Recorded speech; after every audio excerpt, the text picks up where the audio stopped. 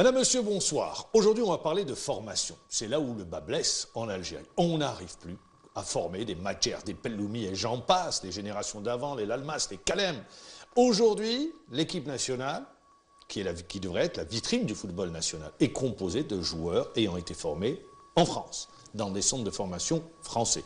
En Algérie, il y a un club qui travaille sur la formation depuis 2007, avec l'arrivée de Jean-Marc Guillou, qui avait une expérience en Afrique et notamment en Côte d'Ivoire, avec cette génération des Yaya Touré, et qui est venu s'installer en Algérie à partir de 2007. Et vous êtes beaucoup à nous regarder, vous êtes déplacés pour les voir jouer à Hydra. Au stade d'Hydra, des matchs amicaux, ils étaient jeunes et on les appelait les Barcelone ou le FC Barcelone d'Alger. Pour en parler, il est depuis 3 ans en Algérie. Olivier Rousset, bonsoir. Vous êtes entraîneur-formateur, installé depuis 3 ans et vous occupez de formation. C'est toute votre carrière d'entraîneur, vous êtes occupé de formation. C'est ça. Merci d'avoir répondu à l'invitation. Pour vous accompagner, m'accompagner Erdouane Bendali, journaliste. Bonsoir Erdouane. Bonsoir Mohamed. Olivier Rousset, 3 ans en Algérie. Vous êtes au Paradou, le seul club qui forme. Est-ce que vous arrivez, et c'est la question, quand vous allez, vous prospectez, vous prenez ces jeunes, il y a du potentiel, il y a un gros potentiel? Oui, parce qu'on a tendance à dire aujourd'hui, il n'y a pas de terrain vague, le talent n'existe pas. Qu'est-ce que vous dites, vous? C'est sûr que c'est bon. Il n'y a pas qu'en Algérie où il y a moins de football de rue. C'est sûr qu'en Algérie comme ailleurs, avec l'urbanisation, il y a moins l'urbanisation et la PlayStation. Voilà, il y a moins d'espace et les enfants ont d'autres centres d'intérêt que le football. Mais on voit encore pas mal de foot de rue quand même en Algérie. Donc la matière première est là. Et donc le potentiel joueur est existant en Algérie. Maintenant, c'est sûr qu'il faut travailler avec la matière première, donc les jeunes joueurs pour... Alors vous avez prospecté, je dis bien, vous étiez là, vous avez prospecté sur pratiquement, vous avez fait un maillage de toute l'Algérie, c'est ça? C'est ça, sur tout le territoire algérien. Le Sud également, vous l'avez intégré? Oui, oui. Vous l'avez intégré? Et sur à peu près, c'est combien d'enfants que vous avez revus? Bon, ça s'est passé avant que j'arrive. C'est Olivier Guillou qui avait fait cette prospection. À l'époque, moi, on parle de... 17 000 enfants, c'est le chiffre que j'avais. Bon, c'est ce que c'est les chiffres exacts. Oui, c'est à peu près disons ça. 10 000 enfants. Voilà. Voilà. Et sur les 10 000, vous gardez? Sur la première promo, il y a eu 9-10 joueurs qui ont été gardés. Ça veut dire que vous gardez les meilleurs? C'est ça. Et au bout du processus de formation, on devrait avoir de super joueurs, quoi. C'est ça, ça arrive. Est-ce qu'on peut partir de cette idée-là? Oui, il n'y a pas de souci, là-dessus. Il n'y a pas de risque. Giroud disait, vous savez, dans la formation, sur une promo de 10-15 joueurs, si vous en avez 3, c'est déjà une grande réussite. Qu'est-ce que vous dites, vous? Disons que bon, en France, c'est différent, puisque en France, par génération, par année d'âge, tu as entre 15 et 20 joueurs qui gardent pour jouer les compétitions. Donc à l'arrivée, c'est sûr que sur 15-20 joueurs par année d'âge, si tu as 3-4 joueurs qui sortent par promotion, c'est très bien. En sachant qu'ils parlent de joueurs qui ne perceront peut-être pas à Auxerre à l'époque, mais qui ont pu percer dans d'autres clubs. Qui n'arrivent pas en équipe première. Qui peuvent faire des carrières en qui peuvent faire des carrières en deuxième division ou à l'étranger aussi. Hein. Ça, c'est pas un problème. Là, c'est différent puisque déjà les enfants, on les prend plus jeunes. Comme vous dites, ils ont été sélectionnés sur tout le territoire algérien. C'est un diamant brut que vous prenez. Voilà, c'est ça. À l'état brut. Donc il y a l'exemple quand vous avez parlé de l'Académie de Côte d'Ivoire, qui est la référence. Qui est la référence et puis qui a eu un taux de réussite exceptionnel, je pense. Et tu ne peux pas faire avec toutes les académies ce qui s'est passé en Côte d'Ivoire, même surtout sur toutes les académies JMG qui ont ouvert en 2007, il y en a 4-5. Je pense qu'avec le temps, je pense qu'on... Aujourd'hui, le plus âgé, quel âge il a? Le plus âgé à 20 ans. Sur la première promo 20 ans. 20 ans.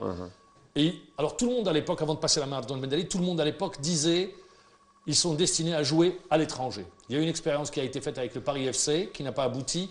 Est-ce que vous êtes arrivé à placer des joueurs à l'étranger? Il y a l'exemple de Rami Bensebaini qui est à l'IRS depuis cette année. Donc, libéraux. Défenseur central gaucher. Bon, Rami avait 19 ans en début de saison, qui a commencé. Il a joué toute la saison en première division belge. Et moi j'ai vu les matchs assez régulièrement sur Internet. Bon, Rami a pris la température doucement et puis sur les 6 derniers mois, il était, je pense, un des meilleurs défenseurs centraux du championnat belge. Donc Rami est un bon exemple. Après, Rami avait tout pour s'imposer là-bas, en sachant que Rami, c'est un garçon, au-delà de ses qualités de footballeur, c'est quelqu'un qui est très équilibré, qui est mature pour son âge.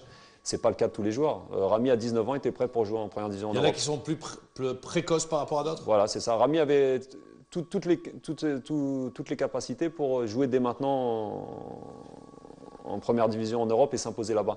Maintenant, il y a d'autres joueurs qui sortiront. Ils ont tous 18-19 ans pour les meilleurs. Il y en a qui vont sortir à 21, à 22 ans, à 23 ans. Il y en a qui vont commencer leur carrière ici et puis qui partiront peut-être plus tard. Il n'y a pas de vérité. On ne peut pas dire tel joueur va être prêt à 18 ans ou à 19 ans. Si vous regardez en Europe, il n'y a pas énormément de joueurs qui jouent à 18 ans ou à 19 ans. Les exceptions. Les exceptions, les grands talents.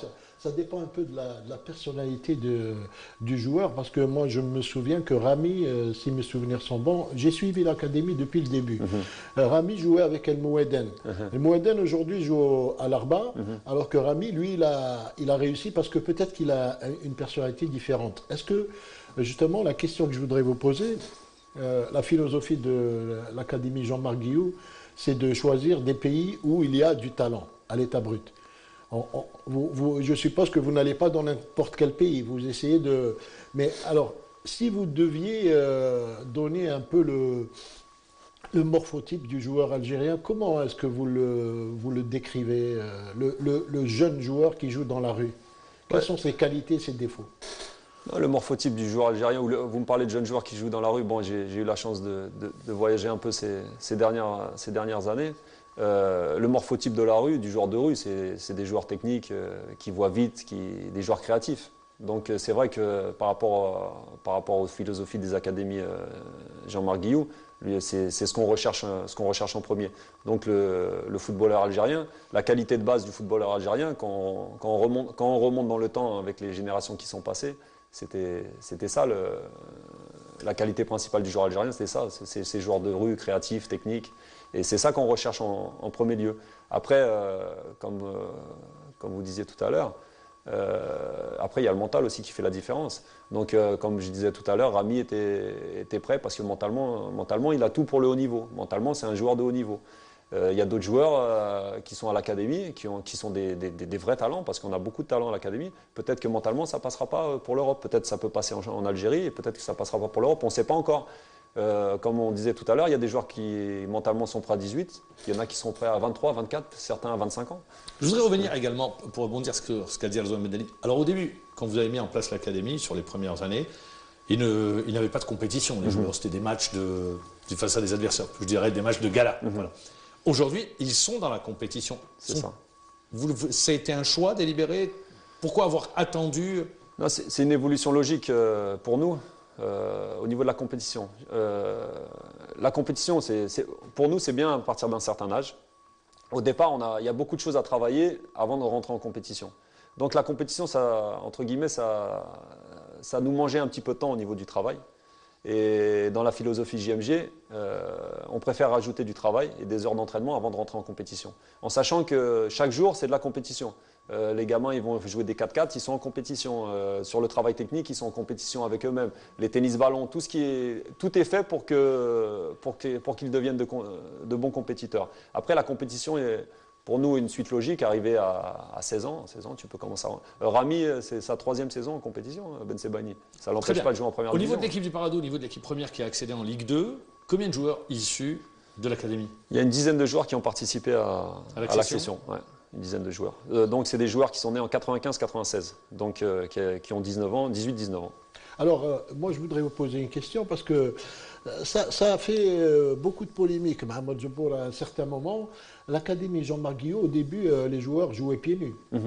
C'est toujours le cas. Pour les plus petits. Oui, pour les plus petits. Pour les plus petits, c'est toujours le cas. Donc la question que je voudrais vous poser, c'est parce que il y a certains spécialistes, je vais pas dire pseudo-spécialistes, qui disent non, c'est pas comme ça qu'on doit faire. Alors, quelle est l'utilité? Moi, je sais que j'en ai parlé avec Jean-Marc Guillou, il m'avait dit que c'est un peu pour développer les sensations, le toucher de ballon, etc. Vous allez nous expliquer peut-être ça un peu plus clairement. Moi, j'arrive à comprendre que les gens soient un peu sceptiques. Pourquoi le fait de jouer pieds nus? J'étais le premier à dire, il y a un côté, on cherche un peu d'exotisme peut-être.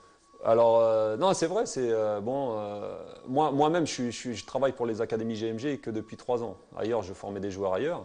Et quand je suis arrivé, bon, ça m'a interpellé aussi, le fait de jouer pieds nus. Bon, Jean-Marc m'a bien expliqué la chose. Et après, bon, on a beau t'expliquer, si toi, tu ne constates pas par toi-même que les bienfaits de cette méthode.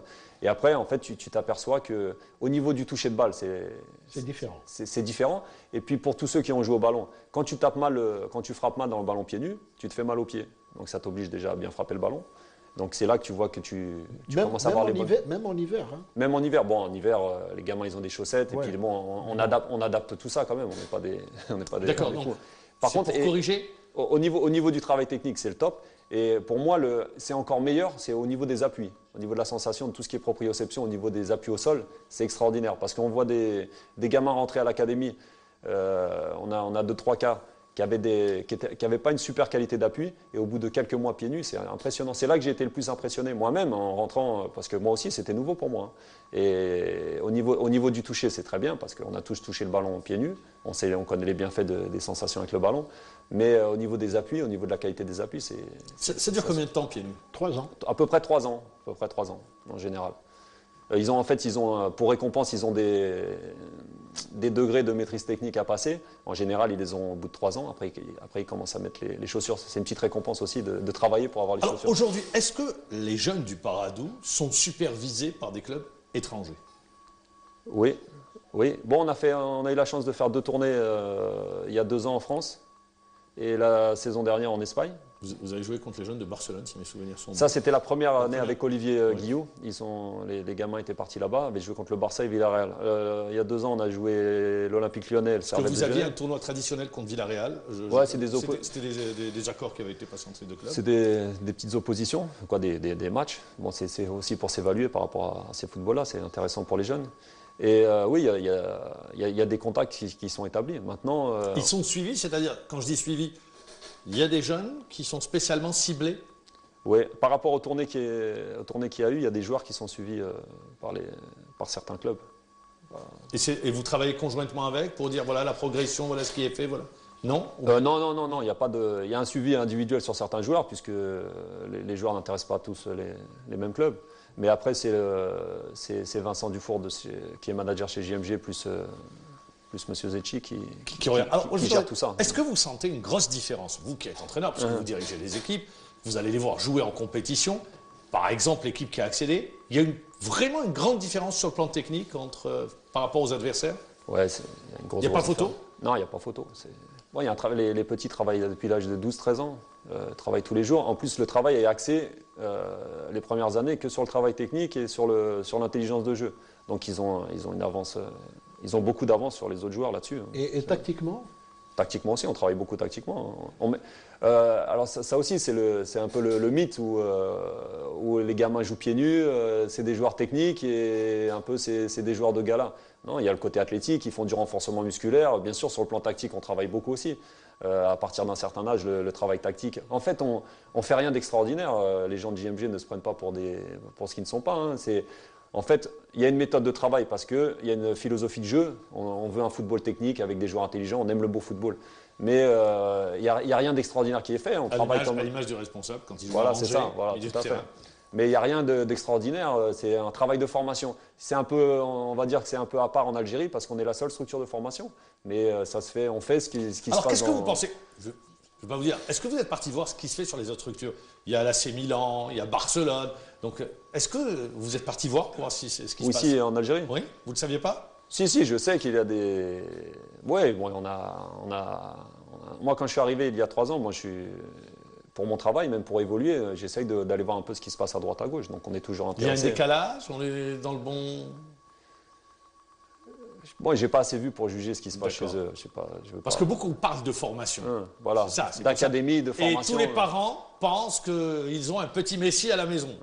Donc c'est pour ça. Alors on préfère, en plus quand vous avez des labels, donc à partir de là... Non, mais il y a le sigle. Hein, quand on dit l'école Milan AC, les gens pensent que c'est la véritable école Milan AC. Moi je ne peux pas juger, je ne sais pas comment le Milan AC ou le Barça s'investit dans les académies. Est-ce que vous êtes parti voir? Non, je ne suis pas allé voir. J'ai vu jouer les petits de l'académie du Milan ou du Barça ici. Je les ai vus jouer, mais je ne peux pas juger le travail. Ça serait malhonnête de ma part. Je vais revenir également sur un autre aspect. Vous dites aujourd'hui, vous l'avez dit, il y a un décalage, il y a la différence. On la sent à travers le comportement des joueurs, le jeu également pratiqué. Est-ce que vous pouvez, quand les joueurs sortent de leur structure ou de cette équipe, parce qu'ils ont évolué ensemble, est-ce qu'ils arrivent à se retrouver ailleurs? Voilà, c'est la question. C'est une très bonne question. Ouais. On a des joueurs, on va reprendre le cas de Rami Bensebaini parce que c'est un cas concret. Rami joue défenseur central. Pour moi, Rami peut aller jouer. Au début de saison, il avait un entraîneur à lire ce qui ne voulait pas jouer un football technique avec fait de passes courtes et de redoublements. Donc il s'est adapté. Il a joué long, il a défendu et il a réussi à s'imposer dans ce football-là. Bon, maintenant il s'y est retrouvé puisqu'il y a eu changement d'entraîneur. Maintenant il rejoue le football qu'il aime. Maintenant, on a des milieux de terrain qui sont de super joueurs, très techniques, très intelligents. S'ils ne tombent pas dans une équipe qui joue un football léché, comme on dit, ils vont avoir des grandes difficultés à s'imposer.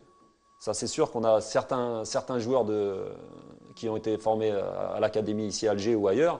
S'ils ne jouent pas dans un football fait de redoublant de passe et un football technique, ils auront des difficultés à s'imposer. Est-ce que vous les mettez, justement, dans la formation, est-ce que vous ne devriez pas tenir compte de tous ces aspects? Non, mais après, c'est des gamins aussi, par rapport... Si, bien sûr, il faut tenir compte de ces aspects, mais je ne compare pas nos gamins à ce joueur-là, on va prendre au haut niveau. Vous les formez pour le haut niveau, vous les formez Oui, on les forme pour le niveau, mais maintenant, on va dire, nos gamins, s'ils partent jouer je regarde le championnat espagnol, des gamins qui partent en Espagne, on a joué contre Villarreal, Levante l'année dernière, ils n'auront aucun souci de jouer dans ces deux équipes-là. Maintenant, je pense que c'est des gamins qui ne peuvent pas jouer en Angleterre ou dans c'est plus physique. Football, voilà. Non, mais est-ce que l'inconvénient de cette vie ensemble pendant plusieurs années, ça ne les rend pas un peu indissociables, certains joueurs? Non, je pense pas. Je pense pas, honnêtement. Certains jouent toujours ensemble. Si vous en prenez un tout seul et que vous le mettez ailleurs, est-ce qu'il n'y en a pas qui le vivent mal? Bon, ça, ils vont s'adapter. Après, il faut du temps. C'est pas un problème. Mais après, en parlant vraiment de football, purement de football, à partir du moment où ils vont jouer avec des joueurs qui sentent le football de la même façon qu'eux, ils n'auront pas de soucis. Voilà. Le football est universel. On n'est pas des extraterrestres. Hein. Tout à fait. Mais attendez, on se pose des questions. Ouais, c'est comme vous dites, Messi, on le sort de Barcelone. Est-ce qu'il peut s'adapter ailleurs? Je pense qu'il n'aura pas de problème. Également, mais bon, c'est Messi. Même, disons, pour d'autres joueurs, par exemple, quand vous voyez le centre de formation de Barcelone, ils grandissent ensemble, ils sont tous ensemble. Puis après, c'est comme des pions que vous enlevez, vous remettez pour ça. Votre question est bonne, vous avez raison, puisqu'on a eu l'exemple de Nantes en France, qui joue un football magnifique, qui avait été formé d'une certaine façon, à l'époque de Suodo, de Noex, et qui ont eu, pour certains joueurs, qui ont eu des difficultés à s'imposer ailleurs. Je prends Pedros, par exemple, voilà, pour le citer. Qui ne s'y retrouvaient pas collectivement. Donc après, les choix de carrière, il faut qu'ils soient très bons. Il faut qu'ils aillent vraiment dans des clubs. Et ça, on revient à la question que je vous ai posée au début. Ça dépend de la personnalité du joueur, finalement. Voilà. En fait, on s'aperçoit avec le temps que, bien sûr, que les qualités techniques, l'intelligence de jeu sont les qualités premières. Mais si tu n'as pas le mental, tu Alors, dans le même temps, parce qu'il y a le foot, d'accord, mais il y a les études également. Bien sûr.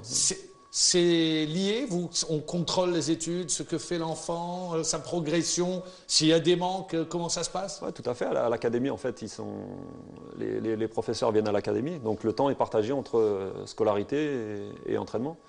Donc oui, il y a un suivi, bien sûr. Il y a eu des ratés au niveau scolaire? Dans le processus de formation il y a eu des enfants qui ont arrêté, qui disent on ne peut pas suivre? Non. Il y a eu les premières années, il doit y avoir 2-3 cas. Ils n'ont pas pu suivre. De gamins qui ont l'éloignement, la famille leur manquait, donc des gamins qui sont rentrés. Bien sûr que c'est pas évident, en sachant qu'on connaît l'Algérie et le garçon. Alors aujourd'hui, si vous aviez, parce que l'émission, elle est enregistrée, on va la garder. Si vous aviez un nom à donner parmi le groupe que vous avez, qui peut briller?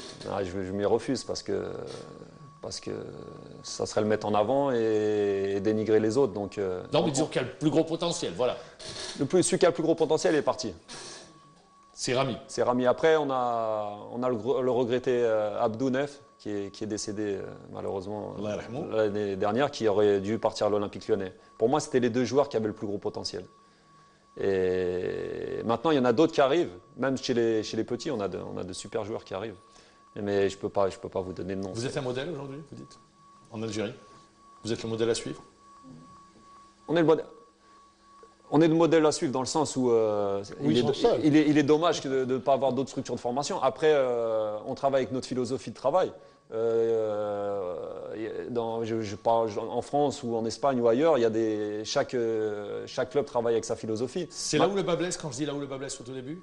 Dans l'intro, j'ai dit c'est là où le bas blesse, la Bien formation. sûr, il n'y a pas de structure de formation. Donc il n'y a pas de moyens donnés aux éducateurs pour former les joueurs. Donc à partir de là, c'est difficile de former. Olivier Roussier, c'est passé très vite. Merci, c'est toujours passionnant de parler de formation. Merci d'avoir répondu à l'invitation. Merci à vous. On vous souhaite bon vent avec les jeunes et on espère trouver ces jeunes-là dans plusieurs clubs et pourquoi pas à l'étranger. Merci à Redouane Bendali. Merci à vous. Moi, je vous dis merci, au revoir, merci de nous avoir suivis, au revoir et à demain à la même heure.